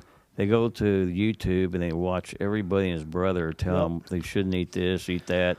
True. And they'll try it, and then the next guy to listen to it, no, don't eat that. Yep. This is no good. So they're so confused they don't even know what to do. And really in my own life, I've known the Lord for many years, and I just a lot of times just pray for wisdom. I'll watch this stuff too, and just lately I've been so confused. It's just like just kind of quit, But I really believe that the steps of a righteous man and woman are ordered by the Lord. And when you ask God for help to lead you, because I never even heard of you, honestly. I've driven by this place, we drive by here all the time. And Gordon just asked me, my friend, hey, why don't you come? He really have some interesting, programs here or whatever. But honestly, what I've been hearing and stuff is I really believe the Lord led me to come here. I mean, it was maybe a different reason. I didn't even know. I don't know. He's a chiropractor. I haven't had my neck cracked in a long time, but maybe let's come and have that done. But it is a whole lot more. It's a ton more. And I will say this real quick. I know about a year ago, I weighed 210 forever, and just from eating cruddy stuff and stuff. And I really started having some issues in my colon area, and it scared me. And I really felt like, gosh, Lord, what should I do? And I did actually find out about the Hallelujah diet. I don't know if you're familiar, but it's basically, and I did that. It was pretty radical for me to stop eating carbs and bread and a lot of stuff. And so just in that small way, I did that for about 6 months, and I lost 30 pounds. But I don't think that I really knew how to supplement or just other things. I just kind of got tired eating salads all the time, So pretty soon, if you don't have some other knowledge about what else you need to be doing, then pretty soon you just go back. You just kind of, it's not that big deal to have a peanut butter and jelly sandwich, you know what I'm saying? But pretty soon you're just back because you don't have, there's no plan. Yep. Yeah, that is the thing I like about what I'm hearing here is it's not just, hey, I'm going to come here and do the chiropractor and, do a few things, but actually it's kind of giving you a guidelines. Okay, that was good what you guys have shared. So it's not just, okay, I cracked your neck and give you a few supplements, but give you a plan for, okay, this is what you need to do if you want your health back. And I think a lot of people they honestly don't know what to do. You know, Right. they don't have any guidelines, so, and I didn't, so I'm happy. No, that's good, and I'll address that. Yeah, no, that's a good, absolutely good point. There is so much misinformation out there. There is so much bad information, and there is so much absolute deception on purpose out there. There's so many diets. There's so many companies that own the diets. Heinz, some of the food companies actually own some of the diets. You know, it's crazy. Like, I forget if it's Heinz that owns like South Beach or maybe one of the other diets. And of course, you know, you got Weight Watchers and people get, you know, obsessive compulsive about counting the grams and the carbs and the calories. And then they ship you, you know, processed food that you microwave. You know, it's just nonsensical. So when people get sucked into some of these things, you know, they can pay a lot of money and a lot of time and a lot of energy to go down the wrong road. That's a beautiful thing about what we do. It's so simple. Like, anybody can do it. Anybody can do this. And it's just simple that we don't subscribe to any particular named diet. It's just eat real food. And we're going to teach you how to do that. That's the one thing missing. Who should have taught people how to eat? Shouldn't it have been the dentists? Maybe the gastroenterologists? Maybe. Shouldn't they be having classes teaching people how to eat? Teaching people how to change a third of their meals just by changing their breakfast? Right? Why is nobody doing this? Right? It is a complete niche and a complete something everybody needs, because nobody knows how to feed themselves. Nobody knows how to take care of their own body, right? Who should be doing this? Well, who else is going to do it other than chiropractors? Medical doctors aren't going to do it. That's drugs and surgery and procedures that lead to drugs and surgery. Insurance, that's not going to happen. Physical therapists aren't going to do it. Who else is going to do it? I don't know. So there's a ton of bad stuff out there. There is. And I siphoned through and shuffled through a ton of it to figure out. And really what brought me to this was, okay, Lord, your way, it's got to be simple. I know it's your way. It has to be simple. And it has to be just what you made, plants and animals, because we come from the same dirt that the plants and animals came from. That's the simplicity of it. Anybody who says that anything complicated beyond that is probably trying to complicate it on purpose. You know, you don't need to have a master's degree in nutrition to understand how to feed your body. That's what we do here. We break it down. We keep it simple. So yeah, unfortunately, there is a lot of crazy stuff out there. I'm glad you found us. Welcome. I'm glad everybody here found us. So, and we constantly pray. This thing, what we do here is not for everybody. We know that. You know, no church is for everybody. No hospital is for everybody. No library is for everybody, let alone a doctor's office, right? So we know that this is going to attract certain people and it's going to repel other people. I get it. You know, some people are going to walk in here and hate green, or they're going to hate my haircut, or they're going to hate black scrubs. You know, you're not going to be the right place or the right person for everybody. It's just not going to happen. Do we have a good thing going? Absolutely. Does it work with every single person? Absolutely. Is it anointed? Absolutely. And I'll give full credit to him, because I didn't figure out all this on my own. You know, the way it all fits together. I wasn't planning this when I was in chiropractic school. So he had a plan, and I just totally went after it. Like, how can we get the most people better as quick as possible and teach them how to feed themselves? So teach them how to fish rather than just throwing them a fish sandwich. If I can teach you how to eat, boom. Did we teach you guys how to eat? Yes. Did you then pass it down to your kids and your wife? Absolutely. Absolutely. And I will. And you will, right. Absolutely. Good observation there, sir. Absolutely. What's your name again? Roger. That's welcome, right. Roger, yeah. Welcome home, man. Welcome home. What else? Observations, questions? Jane. Let's pass that back. Miss Jane. I like the idea of just going back to Daniel. If there were, you know, could there have been only 4 people in that territory that elected to align with God's divine design? Daniel and the 3 Hebrews, if they could it be possible that they electing to choose his way of just eating and drinking, not drinking eating the king's food, drinking the king's wine, that brought a clarity, that brought a strength and an ability, not only physically, but in every other area, to stand up.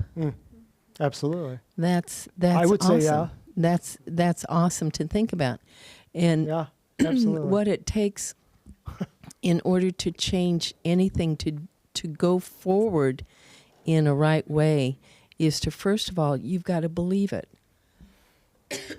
Once you believe it, I mean, that's the first hurdle. The second is you've got to grow to a place of loving it, what you believe, to the point to where you can leave what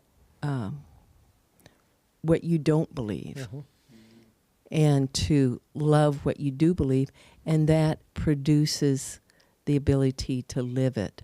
So believing it and loving it and living it, it's a progression that will ultimately lead to life in every aspect that we can enjoy on this planet. Right. So Yeah. Good stuff. Yeah, absolutely. Yeah, say that again. You will love it, the lifestyle, and you'll never leave it when it works, when you see results. Daniel saw results. He was healthier than the rest of the king's men. So, and that was only in 10 days, right? Yeah. Right. That's applying knowledge. It was Applied. applied knowledge, yes, sir. Applied knowledge. Yes, it was.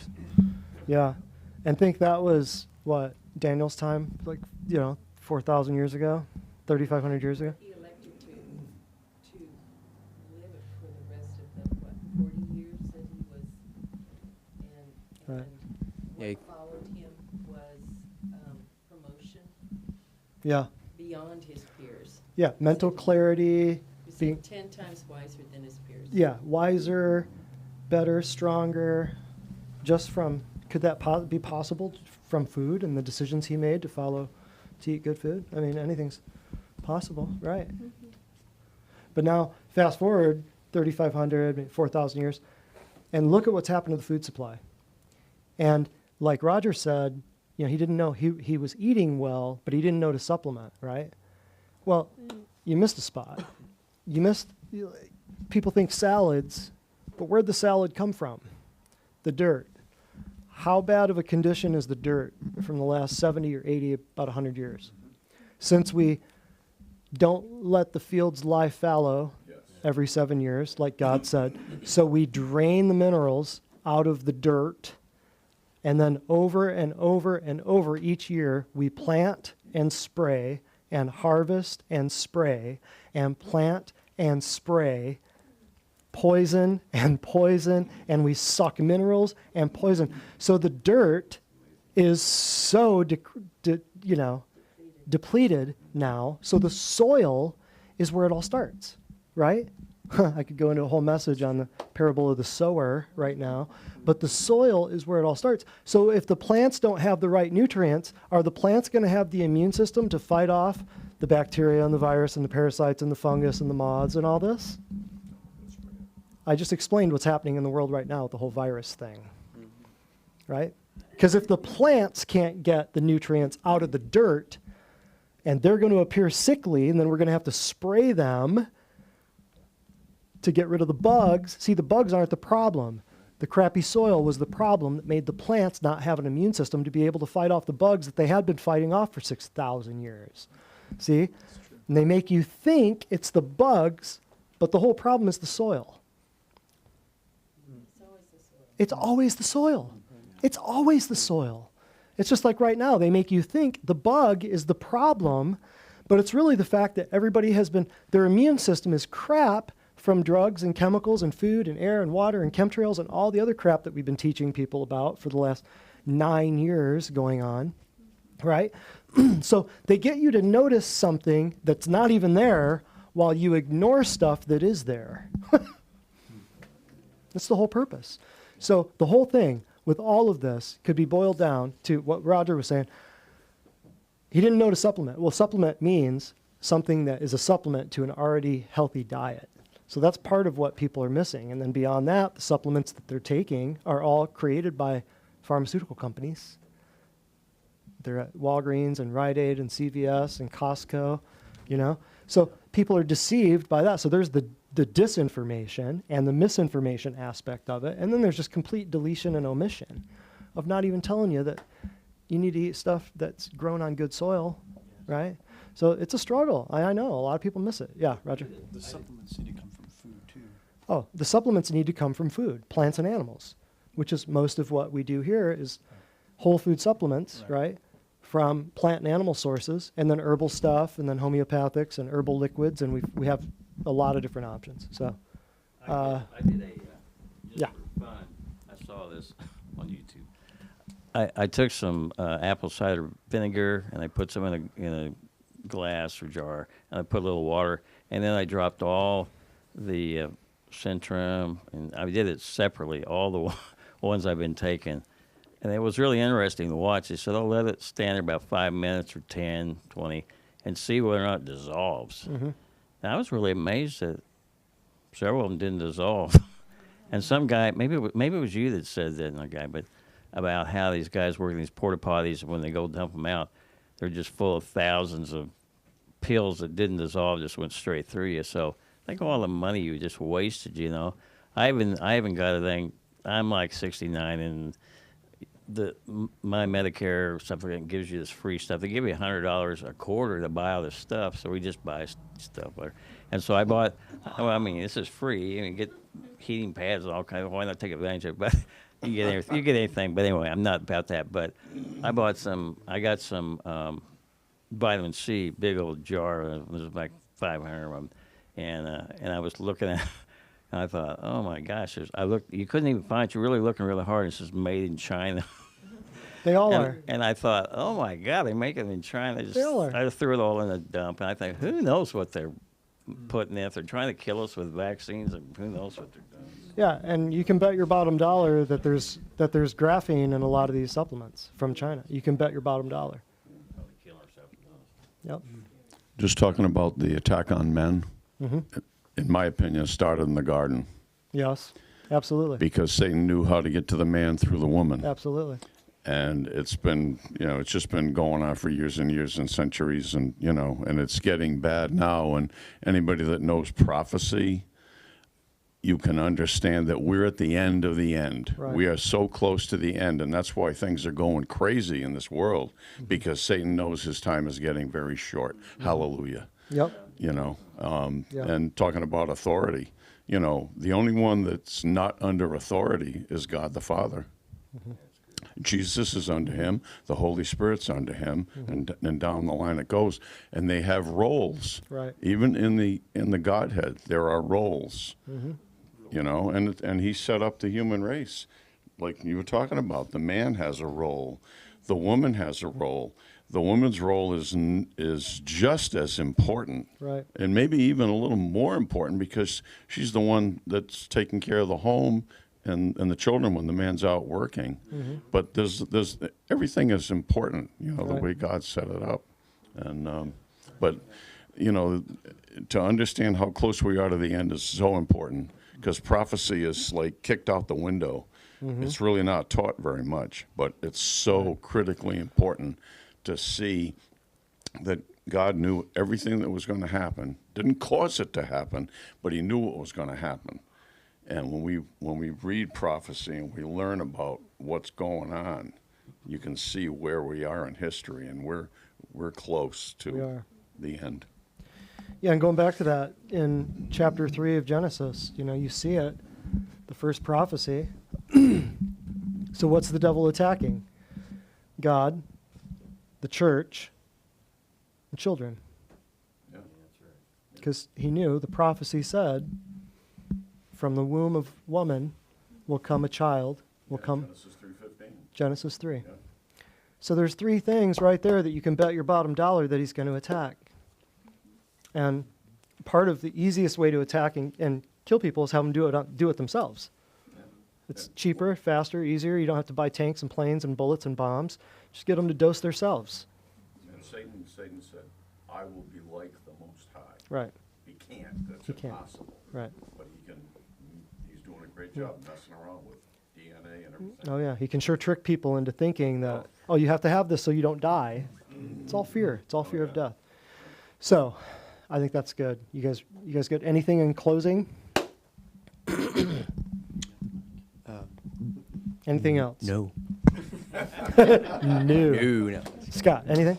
I'm a preacher anytime I get the mic. Oh, no. Oh, no. You gave a preacher a mic. I guess I just want to give a word of encouragement. I have been strong, but I've also seen the beauty of, myself included, when I was off base, where I was misled, where I was following what I thought to be right and true, and I was wrong. Mm-hmm. And the beauty of the Lord Jesus and our walk with him is that there is forgiveness, and there is restoration, and there is healing.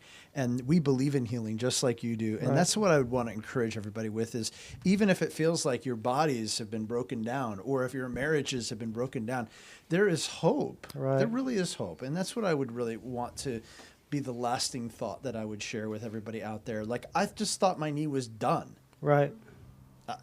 But it wasn't. You were There was looking, healing. you were looking for surgery. Yeah, eventually. well, I mean, it was just put it off. Right. You know, I'd rather not get the surgery.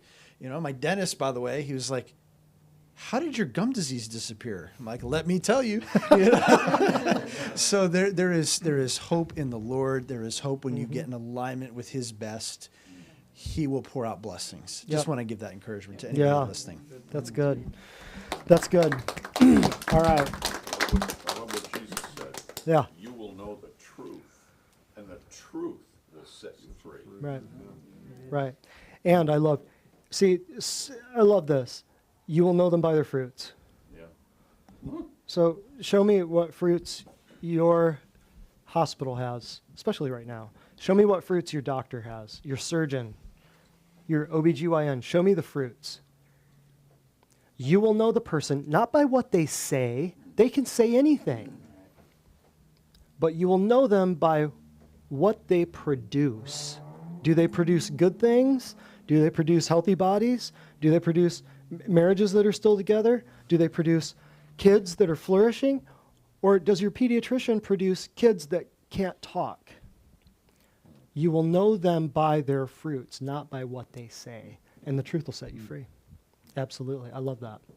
Oh, and for fruits, there are many fruits in the lobby out there. There's a whole wall of fruits. You can pick them off the tree, if you know what I mean. There's a whole wall out there with fruit all over it. So with that, we will close. Next week is, sorry, I've got the schedule right here. Look at that. I had it with me the whole time. 2 weeks. Sorry, January 24th. Our most common question, what is in those supplements? We will talk about it. We will show you. Why is it so important? We'll show you.